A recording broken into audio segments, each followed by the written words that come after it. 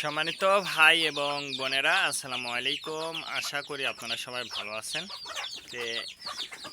যেহেতু এখন বৃষ্টি, এই বৃষ্টির মধ্যে কিন্তু মুরগি আপনি যেটাই পালন করেন না কেন, দেশি মুরগি, ফার্মি মুরগি বা সোনালী মুরগি, সুস্থ রাখার জন্য কিন্তু আপনাকে অবশ্যই কিছু ঔষধ এবং কিছু নিয়ম পদ্ধতিটা কিন্তু মানতে হবে। যদি আপনি নিয়ম পদ্ধতিটা যদি না মানেন, সেক্ষেত্রে কিন্তু আপনার মুরগিগুলোকে কিন্তু সুস্থ রাখতে পারবেন না।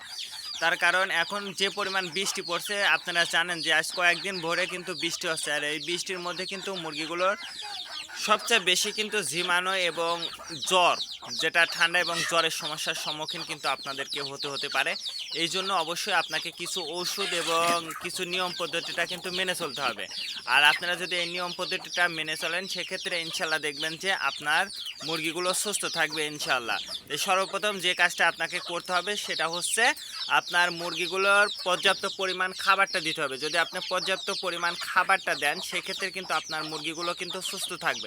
পর্যাপ্ত পরিমাণ খাবারটা দিতে হবে এবং তারপরে যে কাজটা করতে হবে সেটা হচ্ছে আপনার মুরগি যাতে বৃষ্টির মধ্যে না ভেজে, এই জন্য অবশ্যই আপনার মুরগিগুলো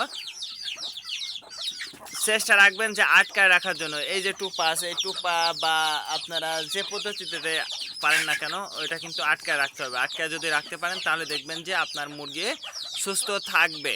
তারপরে দ্বিতীয়ত যে কাজটা করতে হবে, যখন আপনার মুরগিটা অসুস্থ হবে, অবশ্যই আপনাকে পর্যাপ্ত পরিমাণ খাবার এবং চিকিৎসা দিতে হবে। যদি আপনি চিকিৎসাটা দেন, সেক্ষেত্রে কিন্তু আপনার মুরগিগুলো সুস্থ থাকবে। তো এই বৃষ্টির মধ্যে কিন্তু গরু পালন করাটাও কিন্তু খুবই একটা সমস্যার সম্মুখীন। বিশেষ করে এই যে খাবার, আমরা যে খাবারটা খাই আপনারা জানেন, এইটা হচ্ছে ঘাস। তো এই ঘাসটা কিন্তু কাটাটা কিন্তু খুবই কঠিন হয়ে যায়, তার কারণ বৃষ্টির মধ্যে ভিজে ঘাস কাটাটা আমাদের জন্য খুবই কঠিন। এই জন্য খামার করতে হলে যদি আপনি নিজে পরিশ্রম করেন, সেক্ষেত্রে কিন্তু আপনারা খুব সহজেই কিন্তু খামারটা সুন্দরভাবে সাজাইতে পারবেন। আর আপনি যদি নিজে পরিশ্রম করতে না পারেন, সেক্ষেত্রে কিন্তু আপনি খামার করে কখনোই কিন্তু লাভবান হবেন না। এই জন্য আমি আপনাদেরকে বলবো, সেটা বৃষ্টির মধ্যেও আপনাকে পরিশ্রম করতে হবে। যেমন বৃষ্টির ভিতর আপনার গরুটা সুস্থ রাখার জন্য কিছু মেডিসিন ব্যবহার করতে হবে। এইগুলো কিন্তু অবশ্যই আপনাকে করতে হবে। যদি আপনি করতে পারেন, তাহলে আপনি সফল হইতে পারবেন। আর যদি আপনি নিজে পরিশ্রম করতে না পারেন, সেক্ষেত্রে কিন্তু আপনি সফল হইতে পারবেন না, এটা কিন্তু নিশ্চিত। এই জন্য আমি আপনাদেরকে বলি যে খামার করার ক্ষেত্রে অবশ্যই আপনারা নিজে পরিশ্রম করবেন। ঘাস কাটা থেকে শুরু করে আপনারা যদি নিজে পরিশ্রম করেন, সেক্ষেত্রে আপনার লস হওয়ার কোনো সম্ভাবনা থাকবে না ইনশাল্লাহ।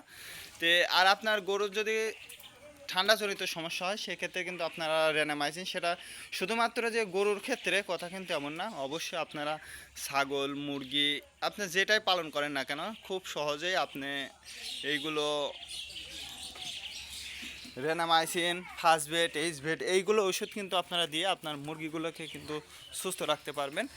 আর মুরগিগুলো সুস্থ এবং গরুকেও কিন্তু একই ওষুধ দিয়ে আপনারা সুস্থ রাখতে পারবেন। তো আজকে এ পর্যন্ত, ভালো থাকবেন, আল্লাহ হাফেজ।